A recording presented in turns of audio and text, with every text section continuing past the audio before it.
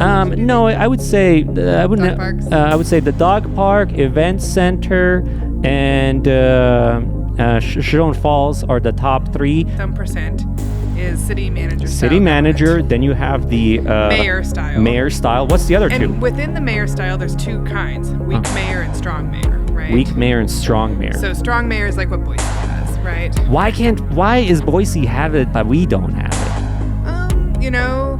I would have to look at the history of that. Recording.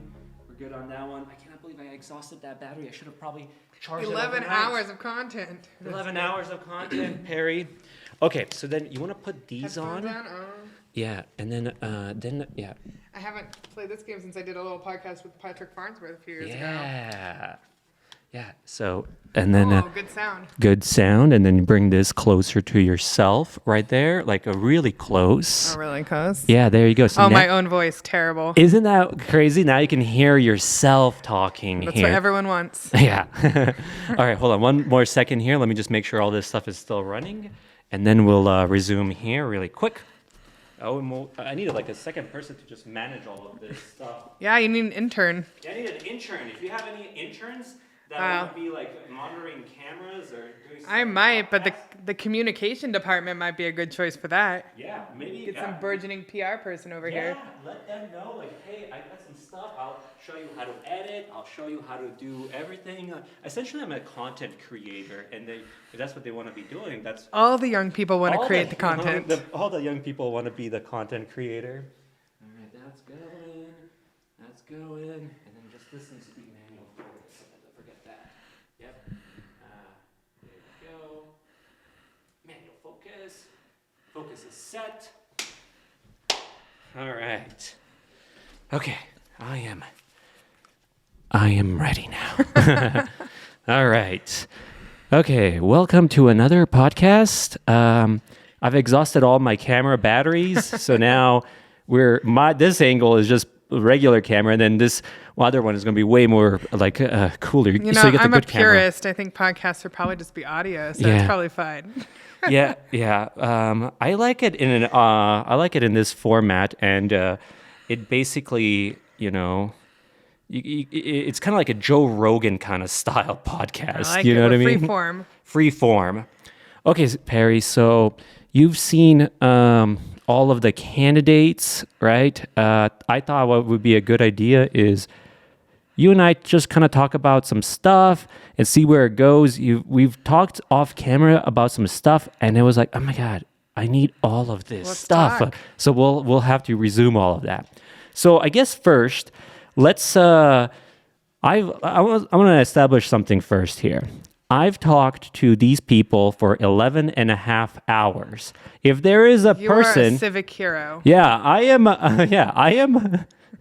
If there is a person that has like taken the initiative and you want to kind of hear what they have to say, I feel like it's me. You've also talked to these people as well. If you've had, Have not that much time collectively for sure. yeah, you've talked to them at the Times News event, Yes. and a meet and greet at CSI Yeah. itself. And so it was very limited time, obviously. I mean, still, I would say maybe you're at 2 hours, 3 hours, like Yeah, probably all some together emails, getting them combined. organized. Yeah, kind of like something like that. So collectively, you and I have maybe like 12, 13. Yeah, I think unless you're going to talk to their friends and family, you probably Yeah. can't talk to anyone that has Yeah. heard as much. Yeah, so we have definitely talked a lot. Okay, so I thought it would be kind of like a good idea to kind of go over some of the ballot. Yeah, I got the and sample then- ballot here. And then kind of, you have the sample ballot. Again, it's just 2 bubbles, and we'll talk about the third bubble missing. yeah, you got 2 races and then nothing here. Yeah, we'll talk about seat that. Seats 6, exactly. We'll talk about that as well, too. So let's talk about, I would say, let's start with seat 5. I like seat 5 first, okay? So it's Yeah. ranged as Spencer, Mike, Leah, and Hannah. And I will tell you, that's the list here on this sample ballot. But it will be probably different when you go to vote because the county randomly rotates the names. County random? I didn't know that. Yeah, because, as people do, they're like, I don't know who these people are. What So they're choice should I randomly make?" rotating so that. that there's no bias to the person just coming in and bubbling the first The response. first one. Interesting. Boom. Smart, There you go, right? people. We have learned something right off the bat. Okay. This is why I have you here, because I would have never known that they're like cycling It's through something it. you maybe don't think about, but there is, when people go to make these decisions, I've heard. So one of the things we didn't talk about before we started is that for almost 10 years now, I've been the chief judge at a precinct. Chief judge? Yeah, that's the term for it, which is What kind does that mean? Are too you fancy. Like, are you an actual judge sentencing people to like prison or something? Or So at where you go to vote, your polling place has like a staff of people that help out on that day, and they're just random citizens, Yeah. right? We do some training with the county, and the person who's in charge of your polling place is called the chief judge. Oh, so And you're then- chief judge at a location. Yes, at a certain polling At a place. certain location. And And then each location has one of these chief chief judges. yeah, and they're like accountable for what happens at the precinct. And then they have poll workers that work for them, and those are my students. I recruit students every election Gotcha. to work there. And so, at your precinct, I've heard over the years a lot of interesting exchanges, right? Like a lot of, like two people coming in, they don't know anyone on the ballot. They go, "You vote for that one, I'll vote for this one." Or, What are you doing? The reality is, political scientists know this. No, don't do that. People use a lot of weird decision-making Eeny, meeny, miny, mechanisms. mo. Definitely. Like, do not do that. Listen, I have 11 and a half hours, and we're doing a summary of who the best candidate is, in my opinion, here. So that's what I wanted to kind of do. Well, it's good because this is a really hard one. For better or for worse, when you take away a party label, right? City council elections City are council, partisan. no party labels. That So now you can really make it really hard to make your choice. Yeah, you can't do that whole regular. I'm a Republican or a Democrat. You can't just pick party lines anymore. You have to kind of like do your own research. So if you don't know anything about it, you might bubble the first one. You might pick a name you like. You might pick a gender you like. That's the things we know that people key off of. Exactly. I do want a woman in office. So, but you don't really know exactly what they stand for. Yeah. Oh, it's Terry or Mel? Yeah, exactly. So this was kind of like, you know what I did, Perry? I made an Excel spreadsheet of questions that were important to me. And then I basically try to grill them, like, hey, Nice. tell me what you're going to do about this. And then this is kind of like was a way for me to go ahead and figure out who my best candidate is personally for myself. Okay. It all started with like the first question, which was graffiti. And talking about graffiti with these people, Perry, I realized that graffiti is already a solvable problem as long as the community gets involved and they just submit a city ordinance violation. So anybody that basically sees graffiti somewhere, they can just take a snapshot of it and send it to Send it an to the email, city. and then they'll fix it immediately. So then I was like, why am I asking that stupid question? Like, you're not going to do shit, So problem's kind of solved. problem solved. We just need to have a system in place where we basically kind of report this graffiti easier for the citizens, right? So that one just got out of the question, right? Then my next question was, this is where we're going to start getting into the correct questions that matter to me, was, I have a dog, right? You saw me scooting around through the park and so forth, right? Anyways, I feel like the dog park is very important to me, okay? And I feel like it's been neglected. There's a lot of like these crazy puddles and we need a shelter there and so forth. So basically I was kind of grilling them on who thinks that basically we should improve the dog park. And here are their answers, okay? Spencer, yes, he likes the idea of getting the dog park fixed, right? Then we got Mike Allrad. He didn't know anything about the dog park, so he was neutral. So he's like, I can't give you an answer let's because hear what citizens have to say. Yeah, let's see. Yeah, one of Let's hear what those. the dogs have to say. Let's see what the dogs have to say. So he had no kind of answers on that. And then we have Leah basically says, yes, I want the dog park fixed. And then we have Hannah. No, Oh. doesn't want the dog park to be fixed. Said she would not put any money into the dog park. Maybe just she's not aware of how bad it is over there. So maybe I'll show like a video as it's happening if she sees this. Educating the people. Well, she's we like, talk a lot about educating citizens, but citizens' role are to educate decision makers, right? yeah. So that's basically who resonates with me there the most, I would say, is Spencer and Leah, right? Because they said yes. So we went on, right? Then I asked about like obviously like the road improvements and stuff like that. Yeah, that was the main infrastructure. In our Times News forum is a much more general. Though I love that we're asking these specific questions. Specific questions. When you have 5 people getting like a few minutes in an hour-long forum, we didn't get that specific.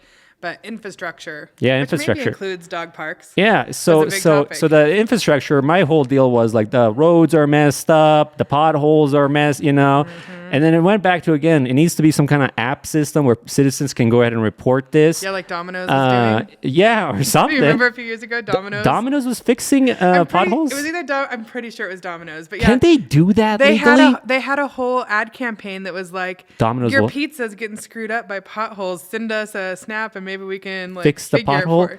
How can they legally do that? And I was like, what a dystopian world we live in. Where Domino's is fixing. Where pizza companies are fixing our city streets. That's insane. But if they want to do it, let them do it. I'm like, maybe they just made a contract with the city saying, hey, we'll fix these potholes for free. We have pizza on the line. We have pizza on the line. That's interesting. So all of them were on board on this fixing the streets. So I don't even like to even talk about that because it's like such a generic question. It's like obviously they're gonna say like how yes. much of the budget, how quickly it will be done, how are you gonna contract for it? Yeah. So obviously they were all on board. So I just bye question. Now we move on to the next question. Okay, this is more now back into the specifics. What do you think about an event center? Like a giant event center that can hold like 10,000 people. I showed him like an image how it might look like the Nampa one, right? And then it's like, where are you at with potentially having Twin Falls have a giant event center so we can have giant concerts, bring giant bands, have like this amazing atmosphere. Let's see what they had to say, Spencer likes the idea. Great. Mike Allred said no. Does not like the idea of a concert, said basically that the population needs to be bigger. I disagree. I think the population right now is at 50. Another guy said 100,000 people are in the city based off of data itself. So it's like... Yeah, on any given day in Twin Falls City, there's 80 to 100,000, sometimes up to like 150,000 that come from all these surrounding communities to shop, and which is an interesting question. I didn't hear any discussion of this at my forums, maybe on yours, but I'm always interested in talking about local option sales tax. Local option sales tax. So off camera, we were talking about how, the state of Idaho really has a strong hold on what we can do, especially tax-wise, in our local communities. But, this relates to Hannah potholes. Cameron was saying something about like sales tax and all this, like property tax is all determined by the state or something like that. Sales tax for sure. Property tax we have a little bit more authority over, but definitely whenever we're raising taxes in the state of Idaho, there's a really high bar to jump. Usually like a supermajority needs to consent to it essentially. But, when we're talking about the potholes on our streets, one of the reasons for that is we can increase sales tax to get some money to fix it. We can't is the thing. We can't. But wouldn't we like to? Because here's the thing. 50-ish thousand people live in the city of Twin Falls, right? Yeah. And 50-ish thousand people's property taxes, less than that obviously, but like a city of that size's property taxes maintain these streets. Yeah. But on the weekend, 120,000 people are here. Yeah. They don't pay property taxes. Yeah, they contributed to the problem, making the streets worse. The streets are bad because they're used by more people than the city can support. And here's the other thing, Perry. Here's the solution though. What if just in the city of Twin Falls, you could raise the sales tax by 1 cent, and all that extra money that comes from people coming from Burley and Sun Valley. How do you do that then? You'd have to have the state legislature change the law to allow us to make that choice. This particular, like all of the legislators, or just they would, the House and the Senate and the state legislature. That ain't gonna happen. And it's been a controversy for a long time. Yeah, that ain't gonna happen. You cannot have those people agree on that. I was like, maybe we just no. Let's move on to something that's more feasible here. I think it's a big solution if we can just convince our lawmakers. The thing is, like, you would have to make it so that these lawmakers can only raise sales tax a cent or a couple of cents, not like crazy amount, whatever they feel determined. Well, it would have to be. This would allow the cities to make the choice for their own specific cities' needs, and there are some. That doesn't make so lawmakers probably wouldn't like that because what if a city's like they want consistency across the city. Yeah, they want all of the cities to be the same. But there are some cities that have flexibility. Resort towns like Ketchum and McCall get some more flexibility. They have flexibility. More so in a lot of these cases than we do. I think there is a local option in McCall and Ketchum. Interesting. Okay, didn't know about that, but that's kind of cool. I just can't see. I can't see all of the senators and the other representatives, right? Basically saying we'll allow the cities to go ahead and choose their own sales tax number. Yeah, it might be an amount like, above the base, essentially. Yeah, amount of about the base. Maybe it could be like, okay, we'll allow each city to go ahead and go change the sales tax up to like 25 cents or something like that. I don't think they'd allow that. Maybe 1 or 2. 1 or 2 cents. One extra cent would be a tremendous amount of revenue. Really? Let's I think maybe we can get people to agree on 1 cent increase. I think, and then for sales tax, because then yeah, what it essentially does is, people come in from out of the area, they use our infrastructure, our police services, all those types of things. They shop here, which is great for business. But they use our infrastructure and then they go home, right? So if there was a little bit of that shopping they did here. Yeah, we get some of that little revenue back into the city to fix Falls. it. Yeah, it might have to be kind of like a 1 cent over on board for everybody. And then that would be kind of like, okay, I'm fine with an increase of 1 cent, which would be perfectly fine. I'm totally on board on that. But so back to the whole event center, right? Mike Allred was a no. He said population needs to be bigger. When I said to Leah, what do you think about this? She said, yes, she likes the event center as well. And then Hannah, a no again. I'm getting a lot of no's from Hannah. Okay, a lot of diversity in opinion, though. Yeah. So basically, where we're at right now is my 2 best candidates are looking for me, like are Spencer and Leah. Okay. Okay. Then we start drilling down. Concerts, dog parks. Concerts and dog parks. That's what matters to me, right? So then we move on to a little bit more drilling down. I even started asking them more specific questions, like. What bands? No, well, not what bands, is like where at, because we had that one person try to put it in Rock Creek, and then that didn't go through.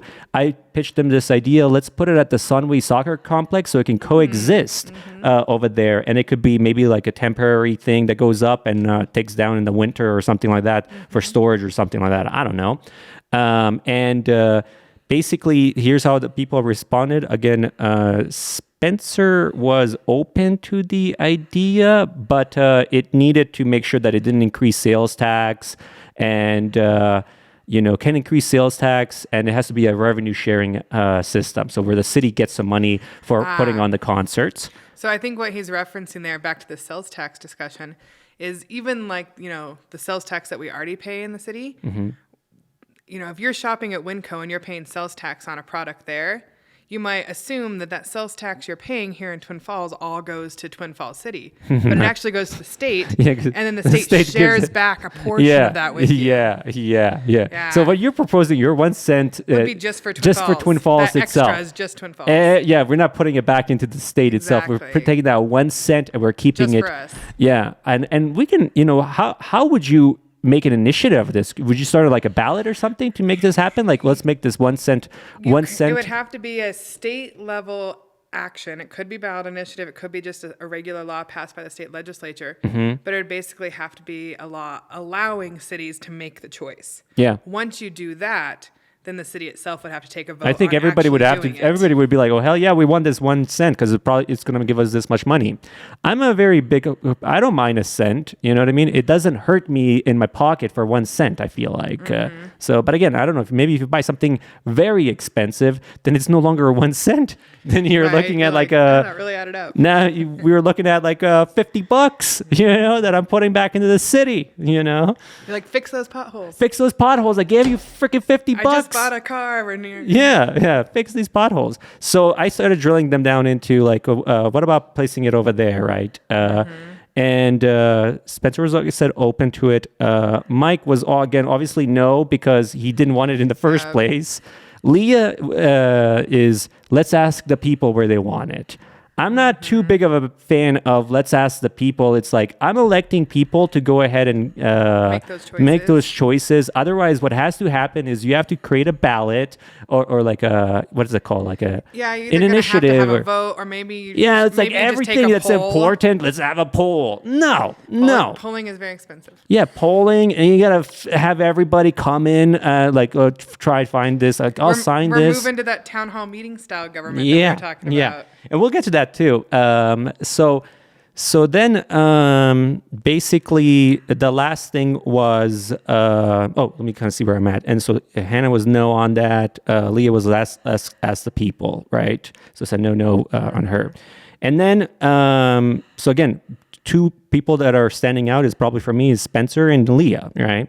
And then we move on to the last thing is I wanted a gondola at Shoshone Falls, right? Oh, okay. So that way people where it's flat. It's at Shoshone Falls to go to the bottom. So that way people having like it blows their mind down there, right? So that way anybody can get down there and have this amazing experience and have it like have their minds be blown from a different perspective, and then have that as revenue. Maybe there's a proposal for Idaho Power, who kind of owns that park and that water project. Well, no. Who owns that is the city. City owns the land right there, so it would be built on city land itself. And go down to like the hydro maybe I could try to convince like Jerome or something like that. I'm like, hey, let's go from the Jerome side to the bottom, and then you take all this revenue, and then I don't know, do whatever you want to do in Jerome. I don't know. But anyways, so some kind of system where you get to the bottom, right? And then you charge people to go ahead and, to be allowed to go back up. To be able to go back up because I go down there, Perry, like walking, and I have a secret pathway, it's freaking nuts, but it's amazing down there. You want to show more people your secret pathway? No. So the thing is like, I'm not showing anybody my secret pathway. So basically, here's how some of these people responded to this, right? Spencer was like, no, I don't want to disturb the beauty down there. So he's a component of no. On that. Mike Allred said a yes, but I don't think he understood Spencer's point of view, that disturbing the beauty down there, I guess. And then Leah was, again, neutral on this. Oh, all right. She just said, I have no answer to that. Yeah, and I was like, that's a novel proposal. I have no answer to that. I'm like, okay, great. Well, thanks for at least trying to answer it, right? And then Hannah was, I will consider that. So that's kind of where all of those answers are. So there you go. Interesting, right? And then the last part was I saw you were on KMET, and let's jump into this. Yeah. You were talking about the strong mayor style, okay? Yeah. So now people that don't understand what this strong mayor style is. I have a chapter in a textbook. You have a chapter in the textbooks here. You basically, I'm going to try to summarize it how I understand it. It's like we elect a mayor for 4 years, and that mayor basically, we want him to go ahead and do certain things, and we hope that they do it, right? Yeah. It doesn't have to necessarily, so in American local politics, and stop me when this gets to political science lecture. Yeah. But in American local municipal politics, there's 4 broad categories of local government. Okay. The most common by far, like 60-some%, is city manager. City manager. Then you have the mayor style. Mayor style. What's the other two? Within the mayor style, there's 2 kinds: weak mayor and strong mayor. Right. Weak mayor and strong mayor. So strong mayor is like what Boise has, right? Why is Boise have it but we don't have it? I would have to look at the history of that. But the bigger picture is that overall across America, cities around our size are just more likely to have the manager style government. Yeah. And bigger cities are likely to have the mayoral style government. And that's a component of the resources of the city and how politically active it is and those types of things, essentially. In smaller kind of cities, maybe there's less political partisanship, there's less political participation. And so a manager is just kind of a very kind of professionalized political figure who is hired by a part-time city council, because in a small city, maybe you don't have a bunch of people who want to be full-time politicians. Yeah. And they hire a full-time person to do that job. Yeah. And then they oversee them like part-time, essentially. Yeah, so basically the way it works now is like city council oversees the city manager. So if he's doing a bad job, they can just be like, you're out of here. Yeah, you can think of it a lot like the CSI Board of Trustees, right? The CSI Board of Trustees hire the president of the college. Yeah. And he's, essentially for all purposes, the boss. Yeah. But they are the boss of him. And if he, isn't doing what the board wants, he serves at their pleasure. Same with the city manager and the council. Yeah. So it's very similar to like a nonprofit board's or a CEO and a board of CEO trustees. and so forth. I feel like, I'm more leaning towards like this strong mayor style because I want somebody to come in and be like, I'm going to do this, and this. Elect me. And then it's so clear for me to understand what that person wants. But right now, I have all these people, and I don't know what they're going to exactly do. I can try to figure out what they're going to do, So... Well, the reality is, any one of them is not a very powerful decision maker on the council. None of them are powerful decision makers. Not even they're all kind of almost like equal. Nobody can go ahead and steer something to go ahead and go in a certain way.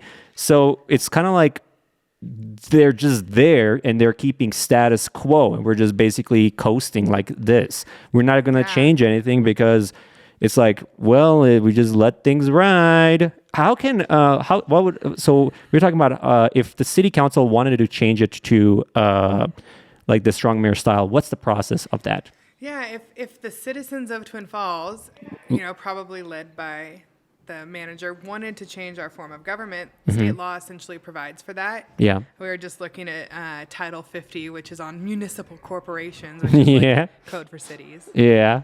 But, if we wanted to do that, we'd look to state law, and state law essentially says that you would need to take a... Initiative? Yeah, you'd need to pass around a petition. Petition. Okay, I'll start up this petition, you guys.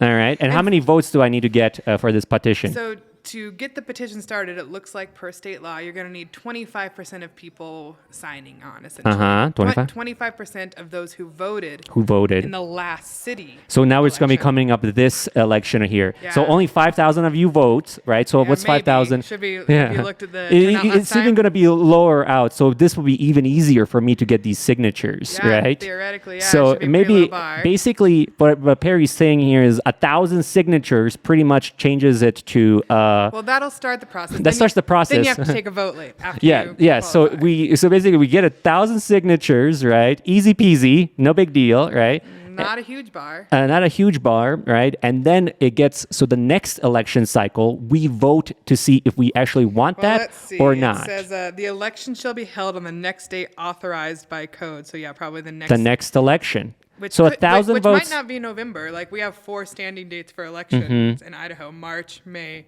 August, and November. So it could be even So sooner than that. basically, we could literally change this by the next election cycle itself. So it does seem easy, but here's also part of my concern, right? Like you get 1,000 people or so, maybe 25% of those who vote, to sign on. Yeah, but I still want the whole population's. But then you have to have a vote of the whole city population. But how many people do you think will turn out in an election like that?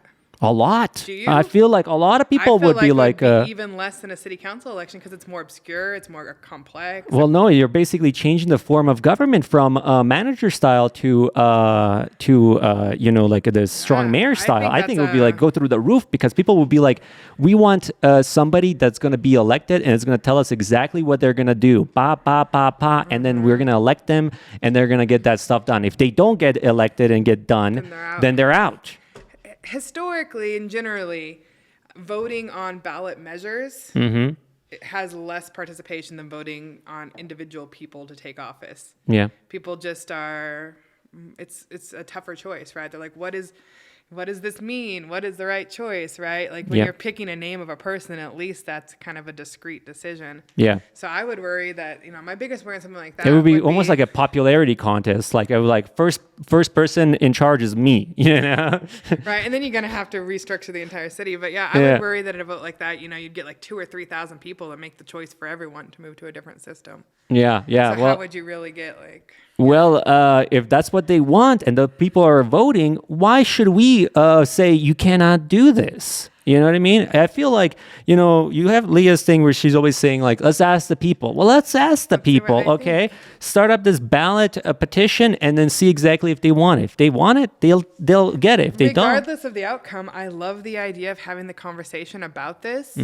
because a lot of people in Twin Falls maybe They're not even aware of they this. don't know, and they don't know that there's other options. Let's talk right? about these other options. You told me about these So other we have options. Council manager, that's by far, like 60-some% of cities. And by the way, it's the most common form of government for cities our size, just mid-sized cities. Yeah, so the reason we currently have this system in place now is because of the type of the population and it's also partly about when Twin Falls was founded. Mm-hmm. Like I told you, this style of government was essentially it was a reform to make government less corrupt. Yeah. Because, in the late 1800s, it's the time period we call like the party boss era or the party machine era. And politics was super corrupt and party driven at that time period. Yeah. Like we don't really appreciate this now.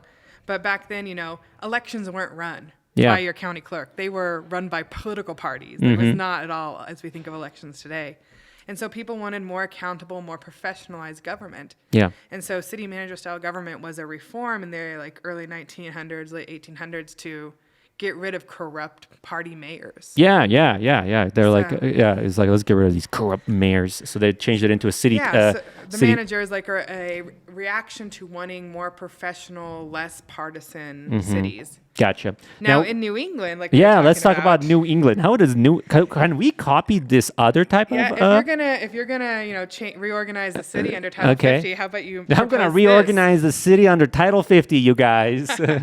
Let's talk about this other option. Yeah, so town meeting style government. It's pretty dang rare. What does that do, Perry? So it's common over kind of in the New England area, part of their tradition of a lot of direct democracy over there. Yeah, so it's a democracy still. It's very democratic, very directly democratic. In the most open form of it, you would have like an annual or, once a year. A couple times a year maybe meeting where basically every single adult citizen comes to a big rowdy town meeting and makes decisions. We'll for the put city everybody together. at Sunway Soccer Complex. This is why you're going to need your event center. I need my event center to go ahead and be over there. So that way I'm like, okay, this is what we're going to do. You guys want it? And we'll just all cheer, yay, or scream. no. Yeah. So that could be like the purest form of it. But more likely you might have a big representative body. Like you're talking How like several hundred effective people. is that? So you elect 100 people? Yeah, so instead of like just a pure every single Per person everybody gets a vote, comes- you'd be like, okay, so we have I 50,000 like people, Yeah, so we elect 100 per 100, 10,000. and we picked everybody from like different counties, like somebody like it'd be, like different neighborhoods in Twin Falls gets representation.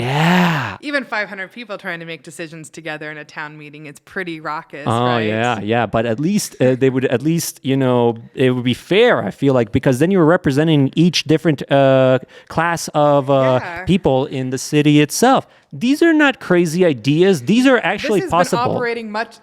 These New England towns that do this type of government have been doing it a lot longer than we've been a city. Yeah. Now, as the textbook points out, this works. This is most common in cities that are small. Yeah, small cities. Yeah, but 1,000 people. Have you ever seen this model work on a population of City. 50,000 or something like that? Might be crazy. Yeah, I don't know how that would work. And now I'm kind of steering away from this idea. Let's select 100 people from, you would have to basically kind of like, subdivide the city in a different section and then have people like say, I want to represent my little chunk of area itself. I'll tell you though, that's one of the most common questions I get during a local government cycle. Even this year, I've gotten so many questions about which seat do I vote for? Yeah. And the answer in Twin Falls is you get to vote for all the seats. Yeah. But that probably won't always be the case. Yeah. The state of Idaho passed a law saying if your city is over 100,000 people, you have to have fixed districts. Fixed districts. Yeah, so seat 1 would be a specific district. So once you get to a particular population, you have to have like District 1, District 2, and you have to represent and someone that lives in so that somebody area. in Boise, that's how they do it over there. They have to live in a specific area to run for that. But at 50,000, we don't. And that's a pretty recent change. I think the logic of that in a lot of ways is sound. But we do have 100,000 people here. They're coming in. Yeah, they don't live in city limits. They don't live the city limits. This is BS. The logic of that though is good. good because it's based on the idea that individual communities are unique. Yeah. Unique needs, and they should be represented. I mean, I don't know. I have no idea. You don't know where all these people live at. Maybe they're all rich, and then That's exactly they're where I was like, going. These people could all live in the most affluent neighborhoods they're in all town. like rich, and then they're like they got like very expensive houses, and then like, oh, these are the people that represent us. Like, no, you want somebody from like a less less income housing, I guess, like just some diversity. Diversity. There's no doubt that communities of people cluster together and have things in common, right? Yeah. Let's also talk about this seat number 6. Okay. About what state law does. It's about state law. Look at this seat 6. You know, when I saw the sample ballot, Perry, I was question mark. seat 6 question mark. When I saw the ballot, I was like, wait a second. Why don't I not see seat 6? And why is there no like bubble to just say Christopher Reed? Like, what happened to that bubble, you know? And I was like, the city must have made an error in their printing is my first thought. And then you come in here and then you just blew my mind. Yeah. And I was also confused about this. It's crazy, right? Like, legislatures are so busy. They produce so much law every day in this country, some more than one, obviously. Multiple state legislatures are in the business of producing law. Some pass hundreds of bills, like Idaho usually does. Yeah. Some pass thousands or tens of thousands, right? Yeah. There's a lot of diversity. So, but I think, I try to think to myself, I have a pretty good handle on what laws are passing from year to year, because I teach a state and local government class in the spring. But this one blew by you. And I think most people. And everybody, when did this happen? Times News, I was talking with them. They had no idea. Came to you. No, we don't know what the heck is happening. But listen up. This is exclusive news here. So if you weren't closely tracking legislation in March of 2020, which I don't know about you guys, but I had some crazy things going on in March of 2020. Yeah. I was kind of locked in my house for a while. Yeah, we're COVID stuff.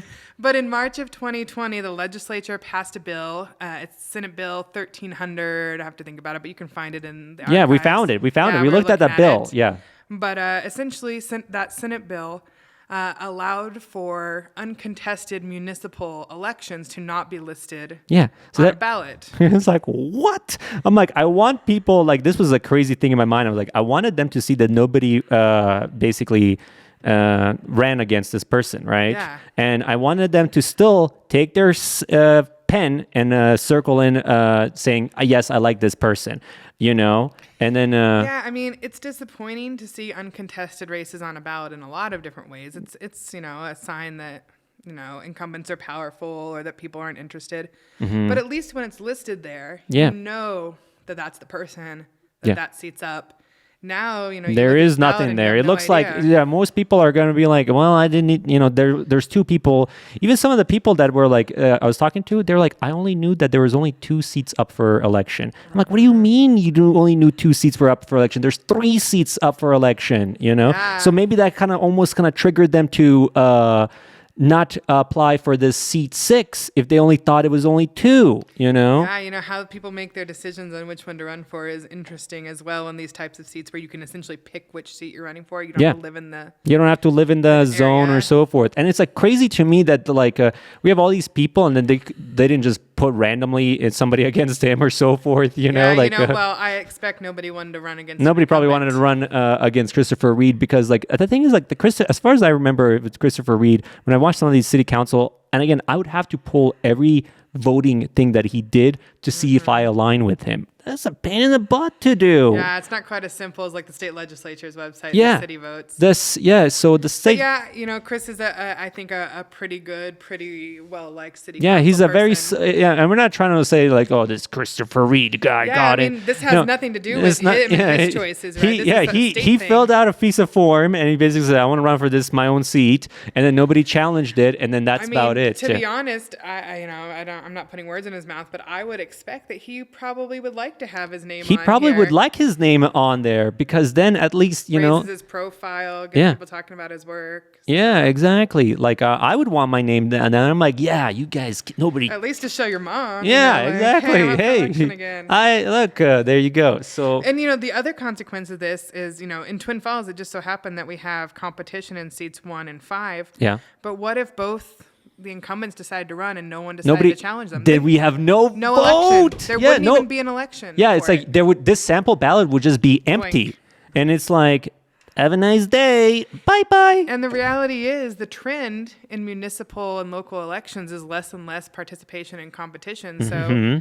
in 20 years, will we see no competitive elections? Yeah, it's like we're just going to leave this blank. Okay, great. That sounds like a great idea. And as less appear on the ballot, I hear from all the time from people, they're like, oh, there's hardly anything on the ballot. I'm not going to participate, And that kind of almost comes back to one of the things, and I told you, maybe I wasn't explicit in this, but I'm a fan of city manager style government, though I'm willing to hear. Yeah. Well, I'm very interested to hear the public's input. Yeah. Well, let's do the ballot, the what is it called? The petition. The petition. I'm going to do this petition, but Perry. undeniably, I think, and this is the kind of the little clip that came between. So nobody come out to vote, so it's easier for me to get the petition done. Yeah. But I do think it's likely that if we had a mayoral style system where a mayor ran independently of city council, that would probably be a better participated in election than a city council one. Yeah. There's a lot of evidence. It's easy, the best evidence of that is presidential elections. Yeah. In a presidential election, there's usually 20+% more voter turnout than in a non-presidential More people election. would come out because they would be like, okay, They want to vote on the figurehead.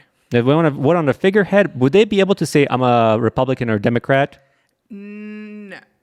Yeah. Not without changes to state law. Oh, okay. So they're still basically, but they can still say their whatever. They can privately say it. They can put. But I've had other people say on a podcast saying like, I'm this. Yeah, they can privately say it.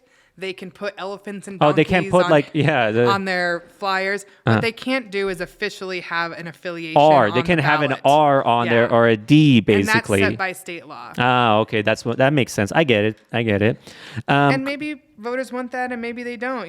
State law also says that county elections have to be partisan, and I'm like, why does my county coroner need to identify as a Republican? Or Democrat, Yeah, exactly. Silly things here. Silly things, Perry. So I like this idea of having a petition in Twin Falls. So that way, basically, we decide. Sounds like you're getting ready for a campaign here. Well, maybe. Well, I'll make this happen. Okay, like let the people choose what they want. Okay, let the people choose what they want. And Leah said she wants to have the people see what they want on when they asked her that question. She loves putting these what is it called? Those I keep always saying like a poll. The poll, yeah. What is it called? This always runs out of my head. Or like an initiative, a direct initiative, or what is it called when you actually get the form? Petition? Is that a petition? So a petition is when you go out and essentially collect the signatures to qualify an initiative for the ballot. So you have to first qualify for you get the signatures for an initiative. Yes. And then that initiative comes on to the next election ballot. And then you get to vote for it. Oh, okay. Yeah. So in America, we have, like I was telling you earlier, some states have direct democracy, some don't. Yeah. But most of the ones that do are in the West. And there's essentially three major types of direct democracy in America. Initiatives, which is where citizens qualify the law they want to change. Yeah. And then they approve it. Yeah. Referendum, which is where the legislature proposes the thing and then the people approve it, usually for constitutional amendments or tax changes. And then some places have recall, which is another type of direct democracy where you can actually recall someone who's in the middle of their term and pull them out of office. Oh, okay. That's kind of unusual. You can't do that to Congress people, for example. Yeah.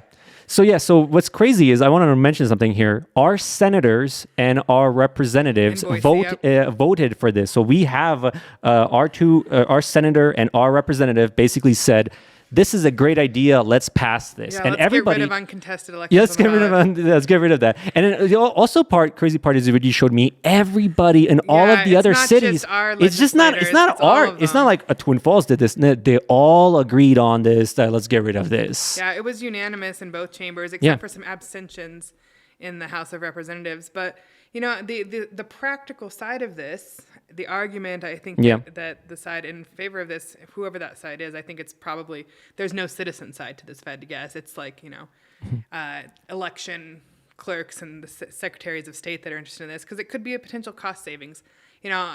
To be completely frank, elections are incredibly expensive. What are they what is it how much ink is it going to cost to go ahead and put how much do you think ink we're saving by putting a little you're extra exactly bubble? Right. There's probably no cost savings. There's no cost saving individual here. Election, but if all the elections were uncontested, not holding an election at all would be an incredible cost. Yeah, let's all. But is that worth it? You know, yeah. Let's hope it never gets to that point, Perry. I mean, that would be terrible. But there are some small local races like school board stuff, which this changed it for municipal elections, but this was already the case for school board, by the way. Oh, really? So if nobody's contesting it, you don't even see an option in there? So this was actually just bringing this into alignment with other local races. This is not good, Perry. This is not good. Like, these people are already getting elected because nobody even knows that they can run against somebody. And then so here's the thing that I sometimes pose to my students that, it's really more of a thought experiment because it's impossible to conceive of.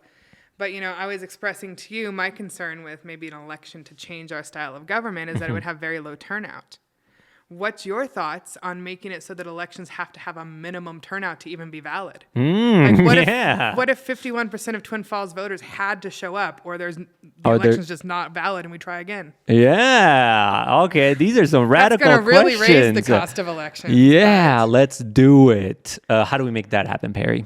Is that another ballot thing that I got to poll people? Can I make another initiative? I honestly can't even say how exactly. Would I have to make another initiative basically saying this population of Twin Falls has to go ahead and hit a 51,000 voting or like 51% of registered voters at the time of the election have to participate. The language and to would make be something like that to make the election valid. Yes, let's do it. Yeah, I mean, we'd have to look at state law and see if that's even But then possible. you know what would happen then, Perry? Like, let's say, luckily, we get one person in, and then year after year after year, we just can't do it. So that person what happens? Did your government collapse? Yeah, what happens at that point? Like, what's mind-boggling is like we're okay with accepting like 1,500 votes as like the winning. I mean, here we are saying it's insane to think that we'd have to wait till 51% of people at least turn out. At the same time, it's almost equally insane to say that less than 20% of people rules a city. What madness is this? Do you know how many people are registered to vote, Perry? I feel like it's around 30,000 in Twin Falls County. So we don't even have that. Was that 51% then, basically, if you take all of those people to vote? So what you'd probably do in this type of situation is not talk about like 51% of the entire population, but 51% of registered voters. So you take that 36 and then you divide it by to figure out what the 51% what that percent is. Yeah. And then those are the people that amount has to turn out. Yes, let's do it. And you'd have to subdivide it too, because that's the county. You'd have to look at just the cities. Just the city itself. Yeah. And just a caveat there, of course, is that when we use registered voters as a measure of how good voter turnout is, that's why I said less than 20,000 for city elections, because the county reports, that 20%, 22% of people voted in this election. Yeah. But what they're actually reporting is 22% of people who are registered voted. Oh, okay. There's a ton of people who aren't registered. Yeah, right? There's a lot of people that are not registered. And we'd call that the voting eligible population. Yeah, those people are just like sitting on the sidelines and waiting for this mayor style. And then they can't wait to and they can't wait to vote to then. One of the proposals that's not going anywhere that was in that national voting law that was in front of Congress that stalled out. What happened? I don't know. They just don't have enough consensus in the Senate to break a filibuster to pass it. What were they trying to pass? It was a lot of different things. It included things like standardizing early voting, standardizing absentee ballot requests, because every state does something different. Everybody's different. So different, actually. Yeah. But one of the things that was included in there is what we talk about as automatic voter registration, which is very common in I other would countries. love that. Yeah. You don't have to go register. You just, as soon as you're 18. You do it at the DMV, you know? Or you don't even do it. It just happens. It just happens. Yeah. And that's getting registered is a barrier to voting. And in Idaho, it doesn't seem that way. Perry, these are not crazy ideas. The thing is, nobody has taken an initiative to go ahead and make them a reality. And it has to be somebody like that steps up and says, I will do this. Yeah, and some states do have automatic voter registration, just a couple. But, anything with elections will always be challenging in this country because there's pros and cons. Yeah. But elections are mostly operated at a state level. Yeah. So when someone, talks to me about, a ballot, why aren't all ballots the same? Like, why can't in every place we just bubble in something, right? Yeah. Because that's not how it is everywhere. People who've only been voted in Twin Falls. Yeah. why not have a best practice? Yeah. It's because every locality gets to make their choice. So if you want to go and punch holes in something like they do in Florida, hanging chads, you know. So they don't do it like this. They do it different places. Everybody has different things. Everything And is very then, different. so they were trying to basically standardize that, so everybody in the United States basically all is on the same page, and that way we're not at least some basic standardization like they have in Canada. You know, Canada's had the same ballot for like 100 years. Everywhere you vote, it's the same thing. It's like a circle next to a name, and you put an X in the person you want. And that's like that's easy enough. I think we could figure putting an X on but there.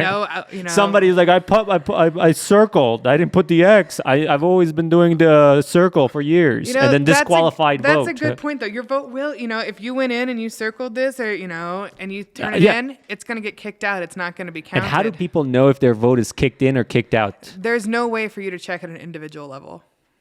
What? Like, you're out of your mind? Like, so you're telling in me the box, you can't go and like follow your ballot. Can't follow your ballot? Like saying like, okay, why not, Perry? Why can't I follow my ballot? Why can't I confirm that my vote actually says? You can confirm that it's been received, especially if you absentee and you send it in. Is this because of security issues or something like that? Or you know who you should maybe talk to? Valerie or Christina Glasscock at the county clerk and the deputy elections officer. Maybe they could chat a bit about that. You know, is it technically impossible? I'm sure not. No. Is it a security thing? Is it a safety thing? I'm not exactly. Yeah. Why can't sure, we? Yeah. Because like like the thing is like I can hand all of these ballots in, right? To the person that's in charge or so forth. They get them all, and they're like, okay, we are just gonna make it look like this, and you can't do anything about it. Yeah, hopefully. So, you know, the big thing to know about this is if you do, you know, read your instructions. I'm a college professor, so, you know, always telling students, read the instructions before you take the test, make sure you're doing it right. You know, if you circle this on my test instead of bubble it in, I'll probably give you credit. But the county is running thousands of ballots through an automated count machine. I think people need to be able to make sure that their vote actually was valid, because it's what they chose. Because it's like, let's say you voted like doop boop boop, and then who knows, something. This is a crazy idea. We're starting a conspiracy here. You know, how can you guarantee that my vote actually did indeed say what I did? Well, you do have some options. First of all, just make sure you do it right. Look carefully. If you mess up, if you're like, I circled this, oops, I didn't read the instructions. You just go over to your poll worker and are like, I messed up. Can I have a new ballot? Yeah. Yes, we will give you so many new ballots. Like, you can, if you messed up, we write void on it. Do they ever tell you like, hey, you circled, but you can't do that? So the thing about that is really no, because there's you can't do that. You're basically letting them cast an invalid vote at that point. So back to like these reforms of the early 1900s, right? So before that time period, we voted in a lot of ways in this country, right? Like the original way people voted, viva voce. Viva voce. Okay. It means the living voice. All right. In early American, so people would just like vote. Scream. Yeah. They just stand in the public square and scream their vote, right? Yeah. And then they started doing things like, you know, collecting beans or bullets or straws in a jar. Okay, bring your beans, you guys. Put your bullet, put your bean in a jar. Put your bullet. Yeah, bullets literally were used. And so, you know, but then this great innovation of printing presses comes along. Yeah. And then we're like, let's bubble it in. In the early 1900s, what changes dramatically is what we call the Australian ballot, or the secret ballot is also called. So that it becomes, you know, obvious that turning in your ballot should be a secret, because your like employer could see you, you know, turning in your bright blue Democrat ballot, because they would have died usually, and punish you. Not voting for who the employer wanted. You're supposed to vote this way, and you had the red ballot. Exactly. I can't believe it. You know. So the idea of a secret ballot is developed, and that's what that's the expectation today. So secret ballot. As a poll worker, what we're trained to do is, we put these, and the real one's much larger than this, right? It's like a weird oversized paper. You put it in the secrecy sleeve, that manila envelope, and then you're supposed to slide it into a ballot box. And we're told, even at training, to look away. So let me make sure I understand this, Perry, right? So basically, people come to vote. Okay, I understand how voting works, right? They go up there, right? They cast their vote, and then you put it in a secret envelope itself. You never see the vote itself, right? The poll worker probably shouldn't. Actually, if you need help marking your ballot, and this happens sometimes, we have elderly voters who are really shaky. Yeah. They can ask us to come and bubble it in or so forth. Right? Yeah, so you put it in, and then it gets sent off somewhere for counting. Who counts it? So it goes into those blue ballot boxes we have in Twin Falls County, right? They look like big Tupperware boxes, and that box is locked all day. And then at the end of the day, I shut and lock the doors at my precinct and at every precinct in Twin Falls County, and we break that lock. Okay. And we count them and we sort them all in the right direction. It's a very quick process. But do you ever then look at the votes itself? Who looks at the vote and counts that? So we open it, we count them, we get them all ordered up. We make sure we have the same number of ballots as we do signatures. Yes, that makes sense. And then we relock the box with a new lock, and all the locks have codes on them. So we record the code so nobody, if you get there and the code on the lock isn't the same as the code that I wrote down, then someone tampered Something with it, right? happened, yeah. So there's a lot of checks in the process here. Yeah. And then I deliver that locked ballot box with all the sorted ballots to the county, and at around 8 o'clock, right, the county opens up an office, and there's glass windows, so you can watch the whole process. And they count and one by one, they open those, they break the locks, because they're like... Where is this at? At Twin Falls County West. They get the process started. First boxes start arriving a little after 8 o'clock. And you can just stand there and watch through that window. There'll be a security guard at the door. Yeah, I'm going to go over there and make sure every one of your guys' vote is actually counted. I'll be the one standing over there and be like... You should be live from live counting. From the counting area here. They're counting him. It's maybe not as exciting as you think, but essentially the professional election staff, not the volunteers, are opening the boxes and just feeding them through like a multiple choice grading machine. Yeah. And the results are coming up So there's a instantly. voting machine that they put this in, you're basically saying. A counting machine. So it's okay. Like a Scantron, that's the word I was looking for. I was thinking, see, I feel a little bit more confident in the system itself then, because I thought we were allowing a person to go ahead and make a decision on this. It's Scantron. So what happens is if it gets kicked out from the Scantron system, and anything that has a write-in, for example, will get kicked out, then the person has to go ahead and do it manually itself. So it's a scanning system that basically checks to make sure that it is. Is there any kind of data that I can pull and say how many ballots got denied or? Yes, essentially. So the county reports what's called undercounts and overcounts, and you'll see that on election results. So undercounts is when you simply don't mark a race. So say I go in and I only want to vote for seat 1 because I don't care about seat 5. Yeah. Then that'll be counted as an undercount in this race. But what if I was just a total mess up? So what's the total mess up? If you totally messed up, you doubled, that's an overcount, right? Okay. And then what if you just circled it like that? What happens then? That's a question I would ask the county clerk. I think maybe, the problem with that is people circle things weird. What if I circled it what if your bubble is outside and the system basically we don't want the election officials trying to decide which one was our intent. or if your bubble goes outside of the bubble itself, does that get registered as a bad vote, I think it would probably have to be pretty extreme. But what we're getting at here is, the problems like what happened in 2000 in Florida. I referenced hanging chads, right? But what was a hanging chad, We were alive in 2000. A lot of my students weren't There was some kind of mishap with the whole election thing. So basically, right, like I referenced punching through ballots, but in some places, I voted like this in Colorado once. You literally are like, you get like a needle. Yeah, okay. And you punch through the paper. Okay. Right? And what was the problem? Why were people messing up? So what happened was in systems where you do this, you get like a little skinny piece of paper. And then you take that skinny piece of paper to like a book that's over in the polling place. And you slide that piece of paper down into the book. And ideally, that the holes that you're going to punch through are going to line up with your choices. Sometimes they don't line up. That's part of the problem. But in this case, it was a presidential election. Turnout was pretty high. People went to punch through. You know how when you use a three-hole puncher, sometimes it gets really full of paper and it doesn't go all the way through? Yeah. Well, it was a busy election. They weren't clearing out the paper behind there enough. Oh. So when people went to punch through, it didn't pierce all the way through the ballot. Oh. So they got these dimpled, essentially, hanging pieces of paper, hanging chads, and they weren't sure if they voted for that or not because it didn't punch through. Human error, right? Human error. Interesting. Yeah, that's why I like the idea of like scanning. That's much more reliable, it seems like. But then you're depending on the code, making sure that scans. Machine to work. But let's go back to what everybody else has said here. We veered off into some crazy madness here. I'm sorry about that. So basically, who's on board on this mayor style? So I asked Spencer, and he does not like this idea.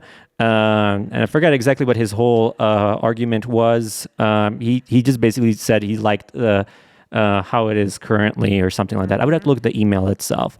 Yeah, I'd be interested to know what current city council people think. Yeah, maybe I'll email them. Operating in the system. Maybe I'll let you shoot them an email as well and be like, hey, what do you think about a strong mayor style as well too? I'll shoot them an email and see what they think about it too. They definitely have the most firsthand experience. Firsthand experience itself. Then I asked this Mike Allred guy, right? Mm-hmm. He's all for it. So he's a yes on that. So if you want, if you for sure want, someone who's an advocate somebody for that. that advocate for that, then this is your candidate itself. See, the only reason that I didn't wasn't liking his answers was because the whole event center. So it's like, what do I want? How do so you know? How do I make a decision here? So what do I want more? The event center, or do I want a strong mayor style? So Well, if you get the type of mayor you want in office, then maybe you'll get your event center. A hyper mayor. A hyper mayor? Is that what you said? Hyper mayor? No, I said if you get the type of mayor you want in charge of the city, maybe you'd have a better chance of getting your event center. Exactly. So maybe maybe my new candidate now is Mike Allred because he's saying for sure yes on that I want that. Mm-hmm. So I kind of feel like people should be aware that if you want this type of mayor style, you elect this person itself. Mm-hmm. And then he would then initiate a change in the city council to go ahead and allow that to happen itself. Now, if city council is all on board on let's switch this like this tomorrow, right? We don't even need an initiative. I don't think so. I think state law says you're going to have to state law appeal says to the public. You have to appeal to the public. The city council could choose to change the city manager, just like hire a different one. Yeah, that's what he was. That's what Spencer's response was. Is basically like, let's. If you guys don't like this current one, we can always change it. That's the nice part about the manager that's style. A less radical solution. Perhaps. Yeah. So this is like a really radical way. And again, it would be a big change. It would be a giant change. And again, the reason for this is because city council and city manager, they're power-wise kind of like this. You're almost kind of like, it's almost kind of like 8 people voting on what they want to go ahead and do versus one person leading the charge itself. Just in general, this isn't a comment about Twin Falls, but I do think in city manager forms of government, it can become over time very much like, what city staff recommends and says goes, because they become the experts, and the elected officials kind of just become a rubber stamping body. Yeah. That is one of the potential downsides of city government. Yeah, exactly. If it's in a place where people are in general very, in consensus, agree on the same things, are very homogenous and like status quo, that can be a great thing. In places that are changing or very diverse, maybe not. Yeah, exactly. So then we have Leah's stance on that, which was basically neutral. Let's ask what the people want. Again, just a lot of neutral. Let's ask what the people want. I can't help, and I don't want to get in too much of a political science diversion again, but when we talk about representation in political science, we talk about 2 styles of representation. Yeah. Delegates and trustees. And the reality is most elected officials are on a spectrum and they behave differently depending on the issue. But the pure theory is that delegates are like, how do they represent you?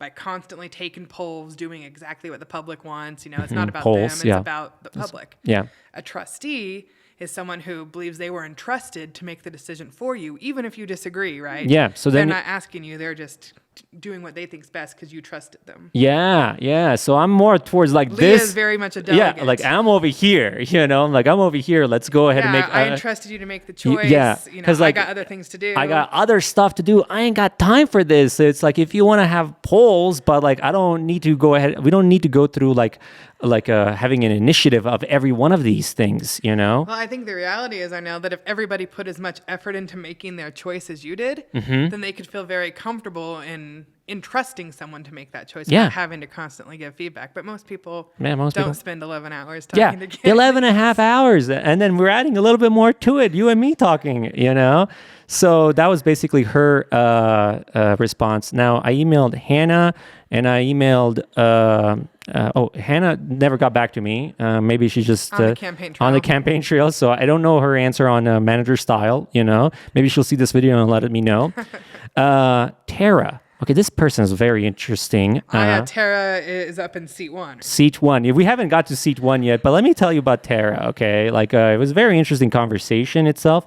And this person in my mind is just an idea person. And it's just like a yes, yes, yes, yes. And even to this whole strong mayor style, it's a yes for her as well. So basically everything that I said, it was a yes, yes, yes, yes, yes, yes, yes, yes, yes. That concerns you. It doesn't make you like my person. Yeah, I'm like, this is good, and then so if I'm true to my word on what I want by this Excel file, by default, if I want the best candidate, it would have to be this person based off of data, what I want, because this person said yes to everything, including that as well. Dog parks, event centers. Gondolas? Gondola. Yeah, wants the gondola. She even wants like this hanging over bridge by like the visitor center. Sliding. Not one of those scary see-through ones, I hope. Yeah, it's one of those. or like the one that they have they have them at the Grand Canyon or something like that.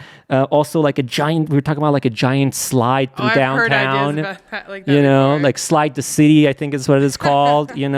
I would like to see what she would be able to do, but the thing is like, even if she is elected as the best person or so forth, what would end up happening is like not everybody else might be aligned to that particular. That's exactly the case in this group of equals, right? Yeah, the group of equals. Then it's like now we're trying to like set up all these group of equals to so forth. So it really kind of seems like it's like how do we pick the best person so that way we have these group of equals, kind of work as one mind almost. But it's like maybe people love what how you're exploring like what is the decision making factor, right? Everybody needs to reflect and think about that. Is it interest? Is it qualifications? Is it identity? Is it their professional background? Yeah, for me it's ideas. It's like who's gonna go ahead and because like the way I kind of think about it is like who's got like really good ideas and who's gonna be able to go ahead and pull them off. And if there is no like an idea person in there and they're just there to go ahead and put a stamp on something, then you're just wasting everybody's time in city council itself. You're essentially looking, the difference between like new ideas, change, innovation versus like a caregiver of the city. Yeah, right? yeah. I think our system is in a lot of ways it's caregivers, right? Like trustees. Okay. Like we talked about, right? Yeah. I mean, like I said, it's like who is the best candidate here, essentially. So that's kind of like what I got. Let me just see what else. If anybody else said anything. Patrick said no on the city manager stuff. Interesting. Yeah, he's like no because his whole excuse, well not excuse, I would just say his reasoning. His reasoning. Let's say that his whole reasoning was he was concerned that maybe somebody running for a mayor might get elected and it might be kind of like a crazy person, you know what I mean? Or even if not crazy, not qualified. I was just thinking about when you're talking about an ideas person.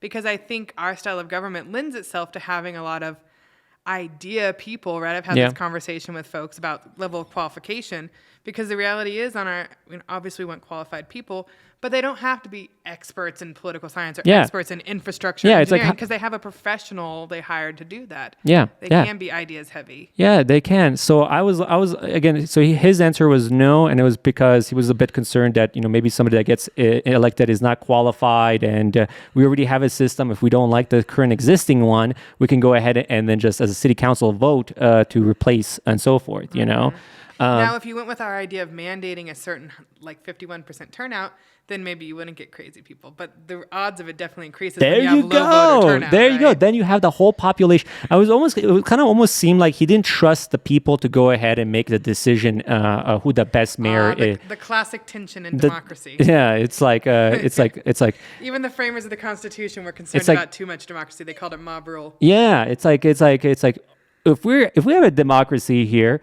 let's play it, which is basically let's go ahead and let the people choose what they want exactly. You know what I mean? So that was kind of like my stance is like let the people decide what they want to go ahead and do. And if somebody gets elected and they're a crazy person and they're changing all this stuff, and if you don't like it, you can always go to another city, Yeah, we're going to vote with our feet. Yeah. Yeah, we vote with our feet, I guess. So that was kind of like, again, what he said. And these other people, Jason Brown and Craig Kelly, no email back from them. So I cannot tell you yes or no on that, basically. So all I know is Patrick, no. What was the other person? Tara, yes. Tara, yes. And then unknown from Kelly, Brown, and Pearsall. Yeah, that was a yes from Mike Allred. Spencer was a no, and yeah, and then Leah was just neutral. Let's see what the people want. See, do you like this type of? I think it's a great way to collect data and make it available to people, right? Yeah. In the future, maybe you can crowdsource all types of spot on questions that people want, right? Yeah, me and Tara were talking about a system where the citizens, we all collect 100 questions that we all want these candidates to answer, and then everybody can look at their responses and see exactly how they answered these questions, and then that would make it so that when you go to vote, you pick out the best person itself. You can almost have their answers and then take a political compass of local candidates and it would say, you match most with this one. You match most with this one. Yeah, it's like, this is your candidate.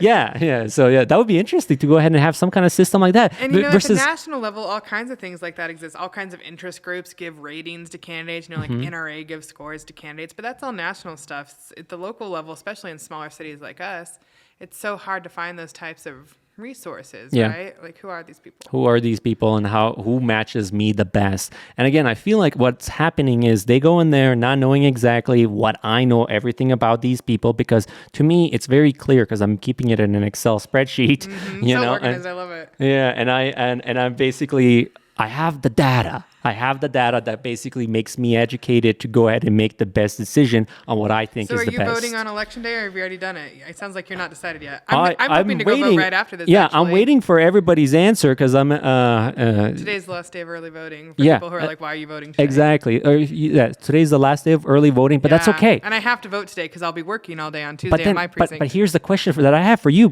Perry. Right? If you like this type of style itself, why would you go vote and not know which of these people support the mayor's style or so forth? Why not give them another day or so forth to figure out, give people a little bit more time to go ahead and come in and say, because what I want to do is I want to make this publicly open, and then this is my opinions, the data that I have opened up as, That is one of the things that, might concern people just in general about early voting or absentee voting is, and I think that's why historically people have been hesitant to early or absentee vote, is things can change. Yeah, last second they're like, and if I get elected, I will get rid of this whole entire budget. I saved it until right after early voting closed.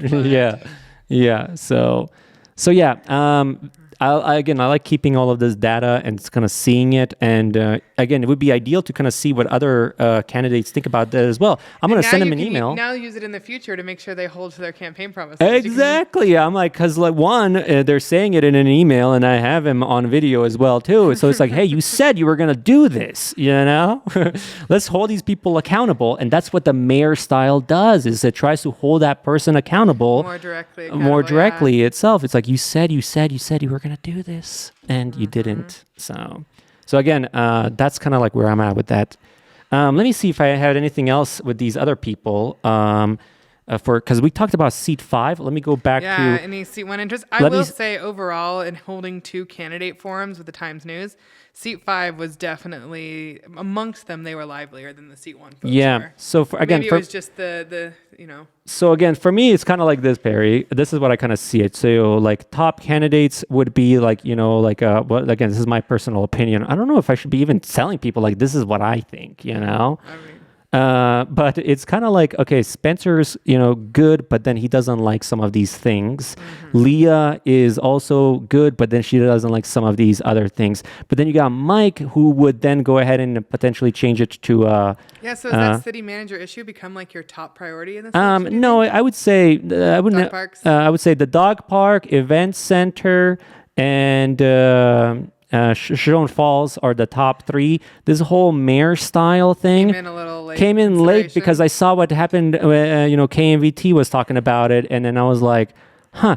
And again, And as I understand it, it originally originated at a forum that was held by a local church. So Yeah. you might be able to find your petition partners in Yeah. that crowd. who are these people that were basically saying, yes, I want Yeah, this? I you know? honestly was a little bit surprised because, as you probably know, I've been involved in various ways other than teaching in Twin Falls City government. In a lot of ways, I was a commissioner on our urban renewal agency for 7-ish years, and so I would say since then and since COVID, I've been a little more out of touch with local city government. Yeah. But during all that time, I never heard any discussion about a change of this it to way. a So I mayor style wonder, itself. where exactly it's kind of coming from. It's interesting. Well, somebody sparked it, and then that sparked me to ask. Somebody read a textbook and was Somebody, yeah, there you go. You read, and then so basically, it's kind of like that. Spencer, you got Leah, and then you got Mike. All read. So it's kind of like you got to pick and choose what you want. What's most important to you. So. Don't just choose the person whose sign you saw last. When Yeah, exactly. So again, I like these candidates. I think maybe people should just really kind of look at my data or so forth and kind of go from there too. Make their own decision, right? What's important to you itself. And then here again, my kind of overview of these people were Tara was essentially kind of like an idea person, right? And it was a yes she for had everything. Some great, interesting comments about recycling programs. And she had interesting. She wants to go ahead and recycle like glass and stuff like that and reuse it for the city.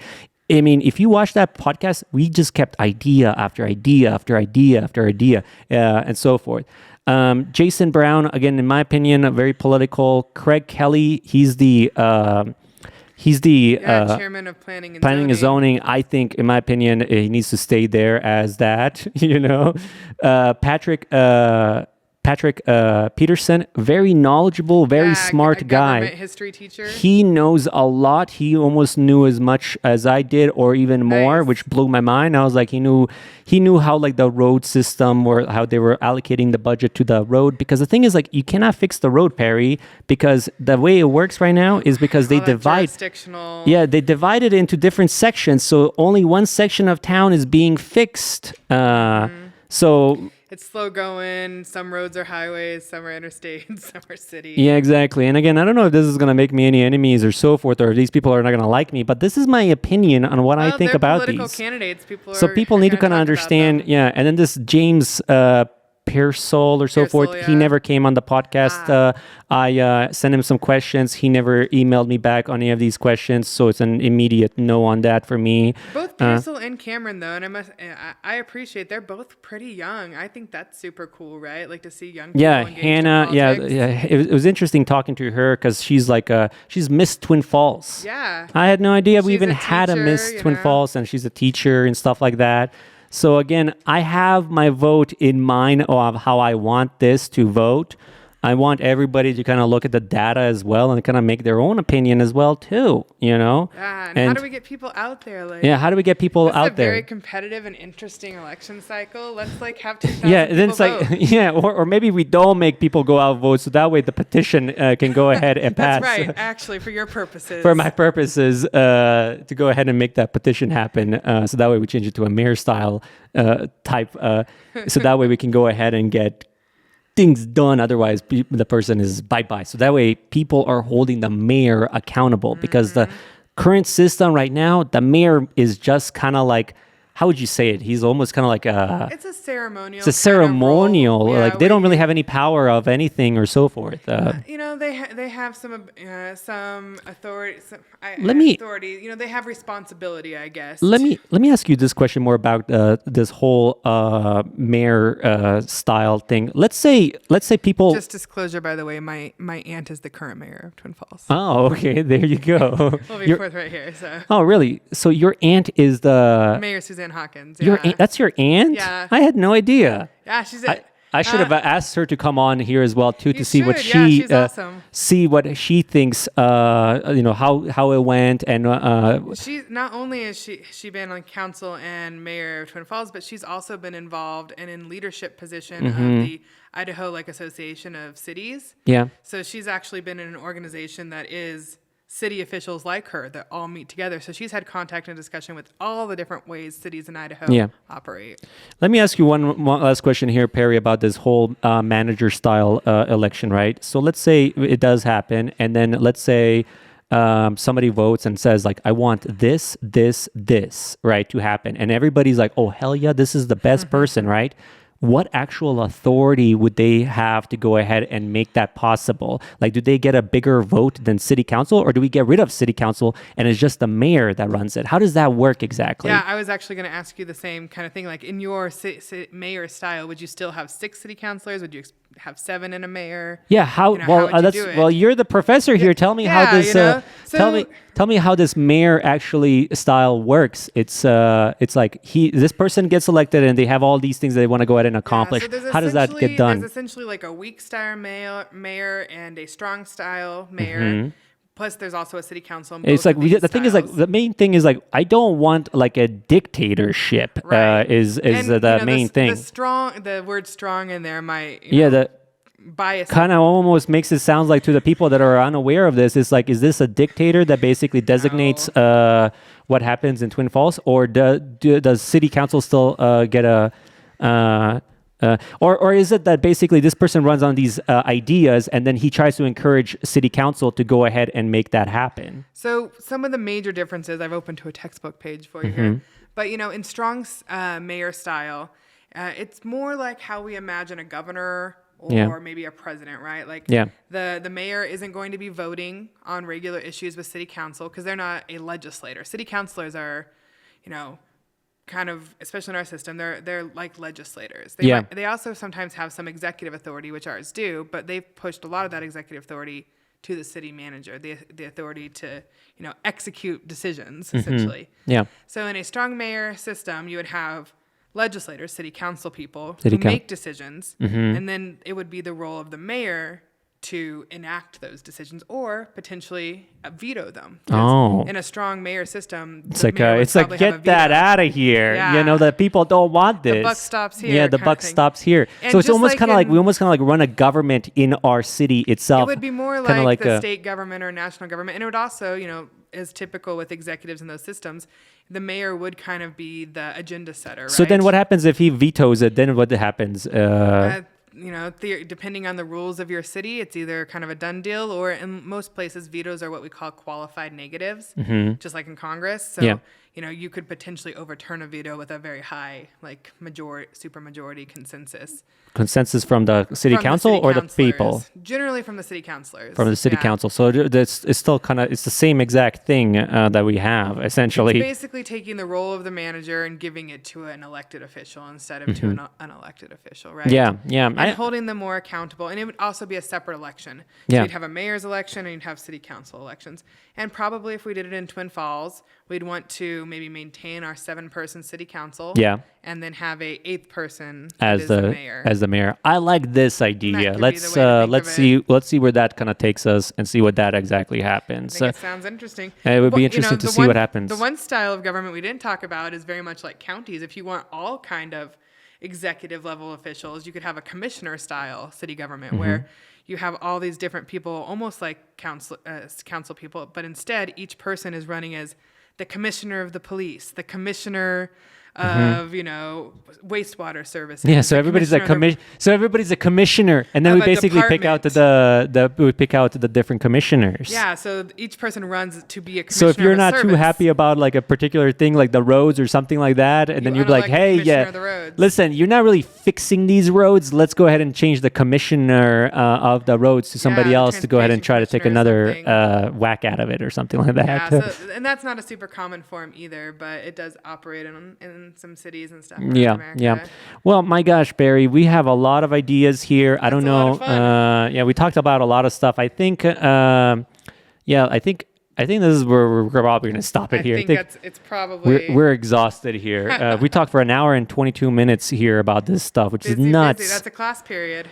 Yeah, so I think we got a lot of covered. I'll keep my stuff. I'll even post this link to where everybody kind of stands on. I'm having like it's like a shared Excel file, and anybody can click on it. Anybody can And it's just take a my look. notes. It's just basically my notes, what I have that I'm kind of like writing down per these people or so forth. That's awesome. Thank you for stepping up and really reaching out to really, people, you I'm know? like really reaching here, and then it's like, okay, because again, the whole purpose of this is, as long as I've convinced some people, like or even from the videos, it's like, oh, that's how that person is. Oh, because it's like they need to see if who they're voting for is exactly how they kind of thought they were. Want, yeah. Yeah. On top of that, I just love the idea of providing a platform and some accountability to people who run for office to talk about what they stand for, right? Yeah. It could definitely, and I'm sure in many, many small cities, an entire election cycle, right? Voting day arrives and almost no one has talked to these people, depending on if you have a newspaper in your community or a TV station. We're lucky in Twin Falls. Yeah, we're lucky. Have those things. We have at least KMVT and Times News. They'll do some stuff, and then you guys did some forms and so forth. So at least there is some information about that. Cool. All right. Well, I think we covered everything that I wanted to talk about, and then we'll just go from there. That's great. Maybe we'll talk in the spring when the legislature starts meeting. Yeah, we'll do it. Keep your eyes on them. Keep them. So that's going to be, who's going to be up for election again? So the next election will probably be like in March. Yeah. Maybe a school bond thing. Yeah. And then in May, we'll have primaries for legislature, for Congress. So senator and so forth. Do you think those people might get on here and talk to me? You're going to have to reach out. Our guys, Lee Hyder, Steve We got Lee Hartman, Hyder. I don't think Lance Lee Hyder is Clow. going to get on this podcast, but there's no Start inviting him early. Yeah. Hey, you want to get on this podcast? And who else?